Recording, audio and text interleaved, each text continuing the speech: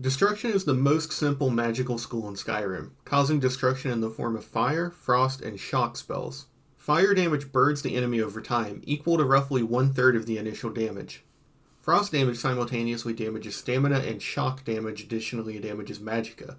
This by itself makes fire and shock valuable effects, since Skyrim is home to Nords, Jogger, dragons, and wildlife that tend to resist frost.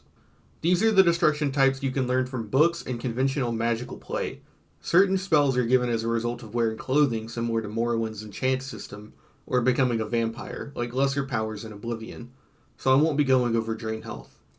Damage health has been cut, which was previously useful in acting identically to elemental damage but never having to deal with resistances, like Nords resisting frost or Dunmer resisting fire, making it more expensive to cast, but universally useful. Damage also had a Fatigue and Magicka variant, which was most useful in Morrowind due to its RNG skeleton, where Fatigue impacted your chance modifier to do anything. The third type of damage implemented was attribute and skills, as, in the earlier game, there were attributes that dictated certain aspects of your character, like speed making you move faster and personality making people like you.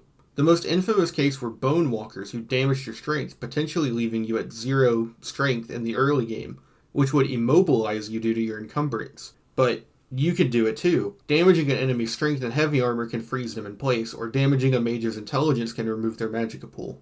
Damaging skills had similar effects, as someone with low weapon skill couldn't land attacks, as you probably know from trying to use that iron dagger as a longsword specialist in Saint Anine. Drain health was a similar effect to damage, but is temporary, meaning if you reduced an enemy's health with drain 50 points for 30 seconds, and they had 100 health, they would be at 50 HP. If you failed to kill them in 30 seconds, they regained 50 HP and were fine, but if you did 50 damage while they were affected, they would die. It was riskier than damage health or elemental damage, but was cheaper, and generally stronger at lower levels. Drain also had a Fatigue and Magicka variant, similar to Frost and Shock, but much more potent. One combo being Drain Fatigue with hand-to-hand in Morrowind, as you could drop someone to 1 Fatigue, then knock them to the ground in 1 punch. Poison was another damage variety, but was changed to being applied by potions in Oblivion and Skyrim. Disintegrate was an effect that removed item condition, as in Morrowind and Oblivion your weapons and armor had condition, which meant that they would gradually wear down and become less effective over time, meaning this spell could be used to destroy a weapon and leave an opponent with their bare hands. Finally were weakness spells, which just made enemies more vulnerable to the elements magic or poison, most notorious in Oblivion as ramping, wherein one solution to the poorly implemented level scaling was to hit an enemy with weakness magic multiple times, since each successive use was then more weak because of the prior weakness spell, and then you could use one normal destruction spell to one-shot them. In effect, a vast majority of variety was lost, and all we really kept was elemental damage. While this is objectively a bad thing, it's not because we lost options. Sometimes when you lose the ability to do something, it makes you appreciate how to use what you're left with. In Tears of the Kingdom, a good number of people miss the paraglider because it's not immediately obvious to go to the town to do it, or at least they want to ignore it, which made using Zonai devices more engaging since the no fall damage item wasn't available, creating situations where height ascension had to be planned to make stops to create new vehicles, or the vehicles made had to be more controllable so that they could actually land. But this isn't the case in Skyrim. The design of the spells we were left with was not improved to a degree to compensate for what was lost. Here's why. Oh, this must be a mistake.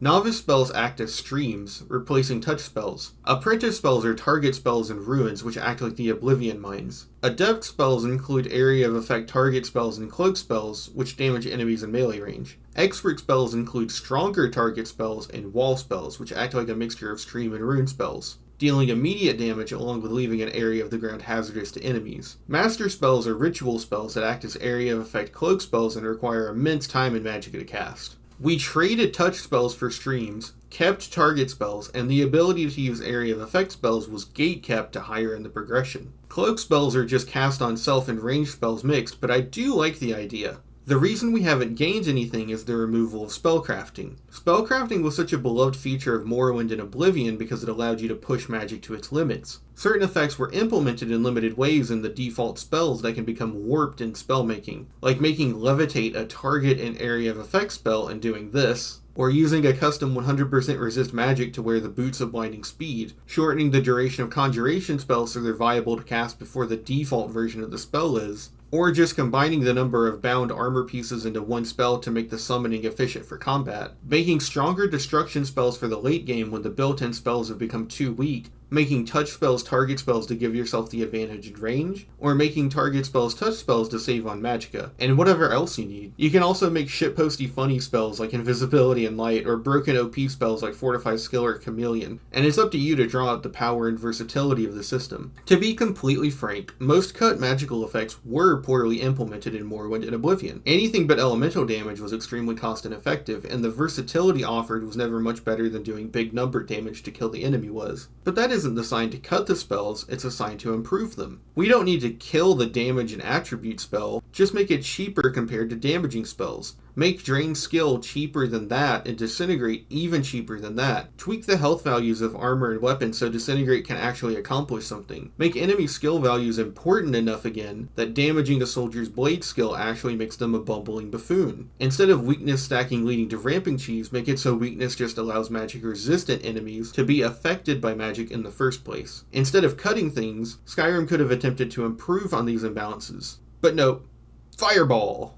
So if this is what we're left with, then Skyrim is basically just Morrowind and Oblivion without spellcrafting, right? No, because there's more that's lost. The biggest and most important contextually considering the ability to create spells has been taken away is that the default spells are inadequate in damage and versatility. All novice and apprentice spells function identically, but the adept variations have unique functions that would be nice to have depending on your elemental focus. Fireball is an AoE projectile, but Ice Storm creates a moving projectile that does damage over time and continues to move, even through walls, meaning it can be fired through an enemy to damage multiple farther than the reach of Fireball. However, this is limited to Frost, which is weak in Skyrim, so Fireball ends up being the better, despite the effect being worse. And without spellcrafting, you do have to choose. Same with Chain Lightning, which instead of doing AoE on impact or AoE through a line, charges through the different enemies within a radius, giving it a wider range of damage, and the upside of hindering magicka, but having the downside of being almost impossible to use with friendly NPCs nearby. We have a nice system here of 3 different effects split into 3 different spells, which could work, but due to Skyrim's perk system, also flounders, unfortunately.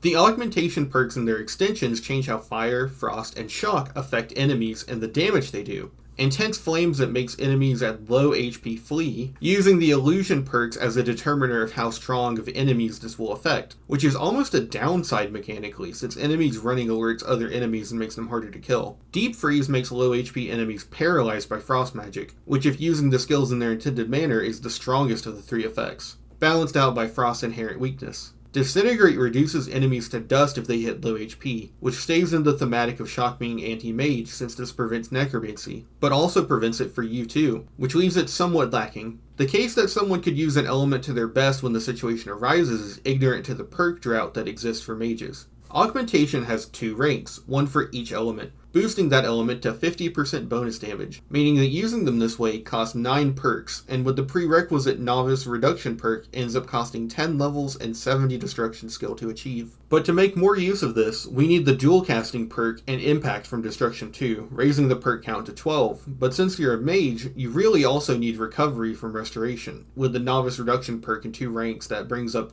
to 15 perks. 70 Destruction, and 60 Restoration. Worth noting is that Destruction and Restoration are the hardest skills to level in the game, except maybe Speech. But since Intense Flame scales off of Illusion, I'm also going to add those here too. Novice Reduction perk, Hypnotic Gaze, Aspect of Terror, Animage, Kindred Mage, and Master of the Mind to make the fear effect fully potent. Master of the Mind can be reached through Rage or Quiet Casting, so I'll choose Quiet Casting, and there we go. 22 perks, 70 Destruction, 60 Restoration, and 90 Illusion. And it doesn't stop there. Alchemy can buff destruction damage, and Enchanting can further reduce spell cost, both of which we need to be fairly high in their skill trees and to get full use out of. To contrast this, 90 skill in one-handed gets us 4 ranks of Armsman for 80% bonus damage, Dual Savagery for 20% bonus damage when dual wielding, as well as better DPS stamina reduction perks when running or standing still. Which I don't even count the destruction reduction perks earlier, and we can invest fully into all 3 one-handed styles. Blade, Axe, and Blunt for 19 perks, meaning we have 3 left, compared to a disingenuously charitable 22 for destruction. Take off 6 of the 2 weapon for wielding, and you can add some block perks too. And that blade you're using can be enchanted for any of Fire, Frost, or Shock, which granted the elemental potency enchanting perks do gatekeep one another, meaning you would need all 3 to reach Shock, but this isn't really the same as Destruction, for the simple fact that when your sword runs out of enchantment and you run out of green Powerade juice, you can hit the attack button and do damage. What about Magicka? If you run out of your blue Powerade juice, you are shit out of luck.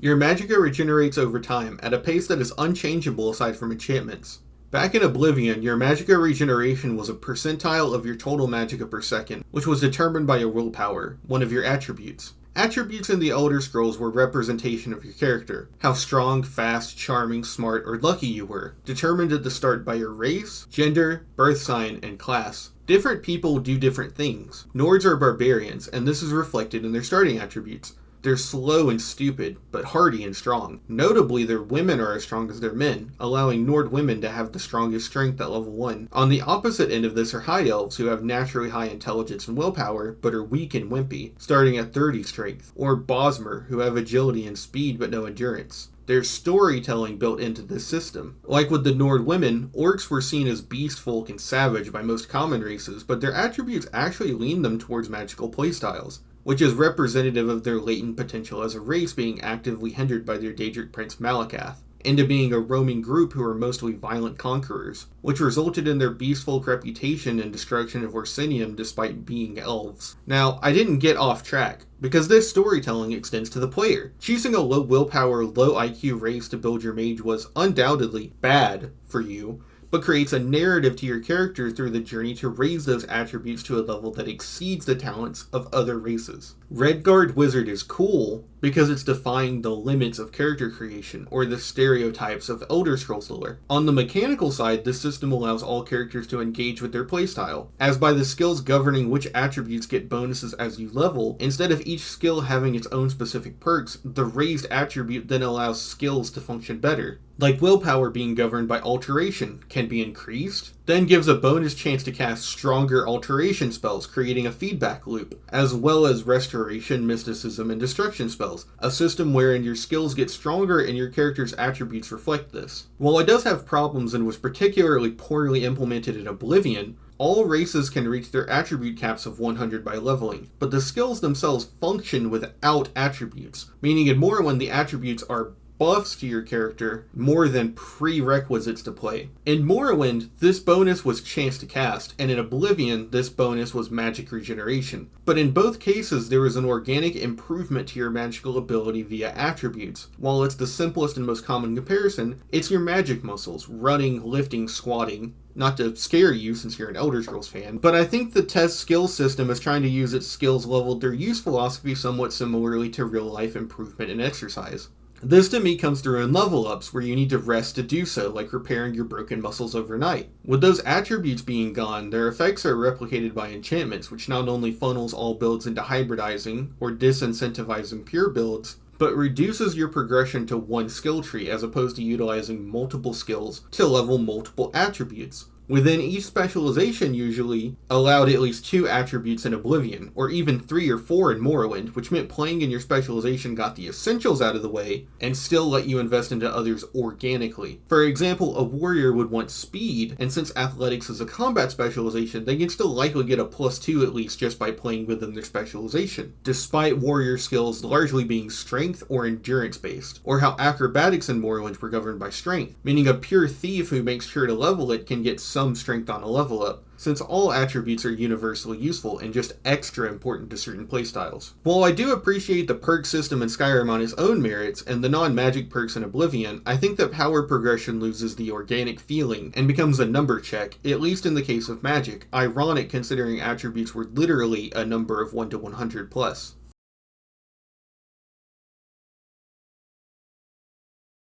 It's really down to the trees of destruction versus one-handed. When you look at the one-handed, the linear tree doesn't just add stamina reduction, it enables kill cams and gives you a sprinting attack, as well as the hack and slash perk has application with things like Elemental Fury Shout, and dual savagery can allow for DPS enchantment builds, like how Shortblade was in Morrowind or daggers are in Oblivion. In destruction, each successive perk is damage, reduction, or both, except for the highest level perks that have extremely high requirements. In the case of Shock, 20 more levels than Sprinting Charge, in a skill that's harder to level. In the one-handed tree, you gain bonus damage by standing still, a paralyzing attack that has to be landed from your backwards power attack, and the animation of your charging power attack changes how you view your attack radius when sprinting, which are all cool perks. I'm not saying Skyrim is bad and Morrowind good, but Skyrim is inconsistent. The Destruction Elemental perks simply change how that element interacts once the pre-configured spells land. Since you can't craft spells that use both elements, you have to use both hands, which is where the limitation of Skyrim's hand system and dual wielding come in.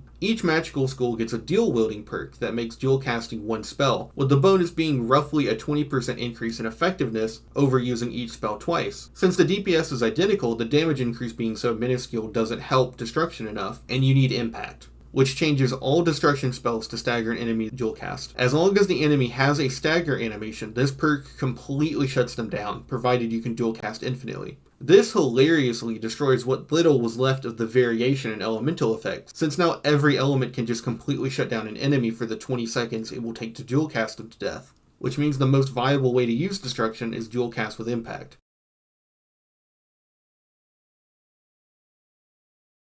One of the systems Skyrim added were hands, left and right, that can do their own things. A shield in the left, a sword in the right is sword and board, and not only does this shield passively add armor like in past games, but shield bashing completely interrupts the flow of an enemy at the cost of stamina that can power attack. Additionally, there are perks that on the condition you are actively blocking can negate arrow damage and reduce elemental damage from enemy wizards. The final perk unlocks Pain Train from Fallout 4 and is so cool. The early utility of shield bashing, then your block getting better and finally transforming it into a fully offensive tool is an amazing progression through perks. Since blocking is an active skill, the activities you can do with it are awesome. The shield system works and is balanced by giving up another sword. Dual wielding and dual savagery make it so wielding two one-handed weapons increases their attack speed and damage. A doubling down axe is you can't block, but makes it so your chance of killing an enemy before you die are vastly improved. Or if you want, you can use a one-handed weapon with a spell on the other hand, like a summoning spell, a rallying spell for that summon, or a healing spell for that summon. Destruction and one-handed do not mix. For fear effects, see illusion. For paralysis, see alteration. And to stagger, double down on destruction or shield bash. By making the only interesting thing destruction changes with dual wielding, destruction stops playing nice with Skyrim's core system of wielding your hands. So within destruction dual wielding, there needs to be something else. The common idea people throw out is to mix spell effects, like dual wielding chain lightning in a fire spell, so the fear effect spreads through a crowd and they all flee. But this isn't how it works. Only one spell can be dual cast, meaning it has to be in both hands. Meaning impact just reduces mage gameplay too. The other critical weakness of destruction magic then is how annoying navigating equipable spells is. Destruction magic pairs poorly with all other types of play, since to use the different effects, each of the three spells needs to be favored. Then, because adept spells are AoE, destruction levels slowly and companions are too useful to give up, you also want the three apprentice spells in your favorites. Then since you're a mage, probably healing and armor spells as well. Then if you mix in shields, staves, or weapons, those also clutter the favorites, which on top of sheathing and unsheathing weapons you swap, means destruction is tedious to manage in the inventory as well. This essentially means destruction isn't really playing with the new hand system, it's just swapping to use spells. I've heard the hand system is influenced by BioShock, but I didn't play those games so I can't say for sure. A game I have played that used the swap to use spells function was Morrowind. In Morrowind, you needed to swap from your melee weapon to your spell hands, jazz hands as I like to call them, to cast spells. Interestingly, due to spellcrafting, this can provide as much or more utility than simply dual casting a spell. I can make a lightning spell that paralyzes or a fire spell that silences, and this is limited by my chance to cast in Magicka Pool. And this is limited by my chance to cast in Magicka Pool, not the 5 variations of the spells available in the game. As I said earlier, this is a greater amount than can be done with spells technically, but due to its implementation through dual casting, the variations created in Morrowind, and to a certain extent Oblivion, hold greater merit through the variability of their utility. A spell can be created of a target and touch variety to save on magicka for enemies that are faster than you anyways, or a version can be created with the function to do max range for hordes, and one that has no range when in the presence of friendly NPCs. Unlike Skyrim, the close and range version's damages and time durations can be changed, meaning you can use powerful single target effects in weak or strong area of effects.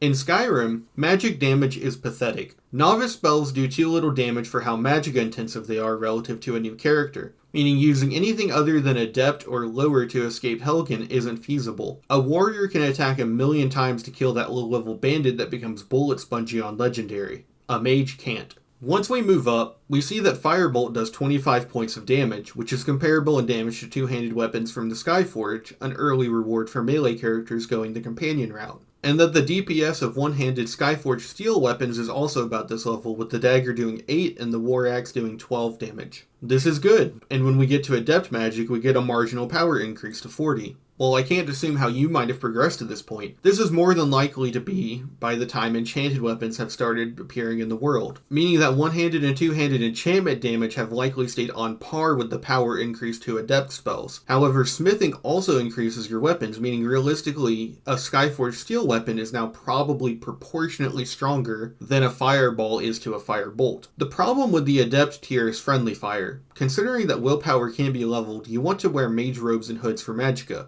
which leave you more vulnerable to enemies, and as a result, a mage wants to level up magicka and health, which leaves very little room for stamina. Your carry weight. But considering a mage needs to level enchanting for cost reduction, which involves materials to enchant, disenchant, or to create items to be enchanted with and the soul gems, and ingredients to fortify destruction potions or restore magicka potions, on top of normal looting for gold, they need a lot of carry weight, which also invites a companion. Shooting a downed companion will kill them, and accidentally will aggro them, which means that most of the time you're going back down to a firebolt, whereas a warrior can freely use their tempered, enchanted Skyforge steel sword that doesn't stop swinging when they run out of green melon Powerade juice. On top of this, mages, much more than warriors, want additional standing stone powers other than experience bonuses. The Atronach spell gives spell absorption, the Apprentice gives magic regeneration, the Lord helps with armor and magic resistances, and the Steed grants carry weight. Meaning that whereas if one-handed starts leveling slow, you can go back and retag the stone. After all, for warriors, the Steed is most useful for heavy armor, which eventually gets a perk to ignore the weight, like the Steed. But for mages, they don't level heavy armor as fast, even if they wear boots and gauntlets, because it's less armor slots than the torso helmet and shield that warriors will get on top of those. On top of the additional perk cost that mages are having to invest solely to get their damage up. Giving up spell absorption makes you potion dependent, cutting carrying weight. Cutting armor resistance makes you frailer, making you more potion dependent, cutting your carrying weight. Cutting your magicka regeneration makes you burn out quicker, making you more potion dependent, cutting your carrying weight. This means that when you access spells that are on par with melee, but worse due to magicka cost, you can't use them due to your companion because of the ingredients, soul gems, and crafting materials you need for magicka as a mage. You're stuck with firebolts, and this is when leveling slows down naturally in the progression of the skill, meaning that once your firebolt is horribly outpaced by the world, it's going to be a long time before you get Incinerate or can afford to cast it.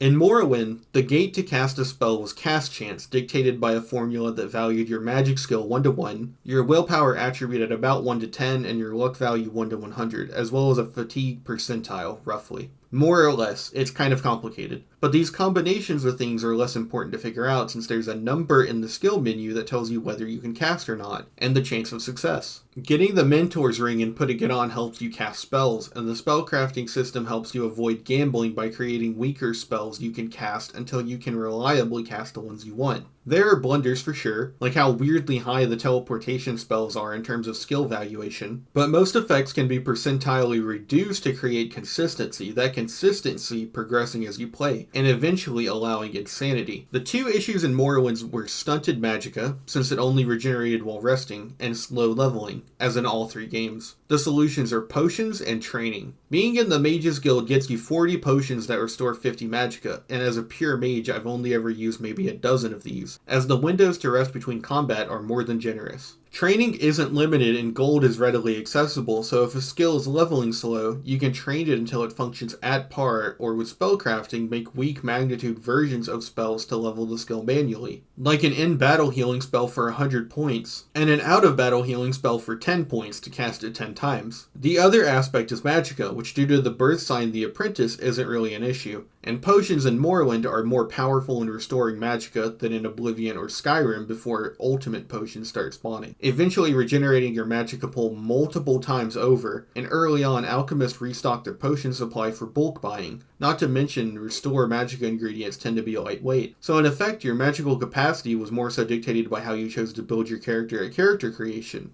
Or gold. With the removal of willpower-based chance to cast in Oblivion, willpower now determines magicka regeneration, which can at high levels allow you to cast extra spells in one combat scenario, stunted magicka wouldn't. To work around cast chance, spells are gated by tiers, and so adept spells need 50 destruction, and as your skill levels, spells you can already cast get cheaper. The reason I prefer Morrowind's implementation of cast chance, even if I hate gambling, is because gambling is more of a result of poor character creation or hybridization, in which case, it feels more fair to be penalized. Leveling endurance powers your fatigue regen, so warrior hybridizing is rewarded in cast chance for their endurance management, their fatigue, but penalized in low willpower. Similarly, a thief leveling security will have more magic for more dice rolls, but still a low chance to succeed because of willpower. A mage takes advantage of more chances to cast in magic and higher odds to succeed in willpower, with their skills to push magic faster and further, potentially using adept skills at an apprentice level if all aspects of my character are working in tandem. The Oblivion system is fine enough, but depending on willpower being a number, which falls apart in Skyrim system that has no attributes. So now spells can be cast as long as you have the magicka, but are ridiculously expensive to cast until their respective perks are taken. Even then, the damage adds up such that casting Adept to deal the damage of Expert is usually cheaper in terms of magicka, but just takes longer. This means that your spells get outpaced by the world because your skills take forever to level. No spellcrafting exists to make stronger or weaker variants, no willpower means no regen boost, no attributes means no alternative gates to spell reduction besides enchantments. The enchanting skill tree is essentially just making your weapon enchantment stronger or your stat bonuses stronger. The bonus for magic are amount, regeneration, and spell cost reduction, meaning you can either choose to have a bigger pool of magic and regen to boost all your magic schools or specialize at the cost of others. This is fine enough and I like it, but reduction means number of casts, but there aren't any enchantments that you can use to make magic deal more damage. Whereas for one-handed, you can get up to 40% bonus damage at full magnitude, additional stamina for more power attacks, more health for more tanking, more armor for more armor, and so on. 4 slots allow bonus damage, bringing one-handed up to 120% damage bonus, on top of its 100% perk in its tree, Dual Savager for 20% in the power attack bonuses, which leaves out Smithing, which will more than double the base damage of the weapon. And believe it or not, one-handed also benefits from Alchemy. Without exploits, you can easily get one-handed to be doing 300% damage, whereas Destruction is getting 50% for one element and 20% for dual casting, meaning that early on as a mage you run out of juice too quickly. In the mid-game, your damage conditionally falls off due to companions and slow leveling speed that can't be mitigated by training anymore due to Skyrim's 5 times per limit system. And then at the late game, when unlimited power is finally unlocked, warriors are now in a separate realm of power altogether, unless you count I Said It's My Turn on the Xbox as gameplay, the entire breadth of which is spent looking at 3 spells. Destruction magic is bad in Skyrim.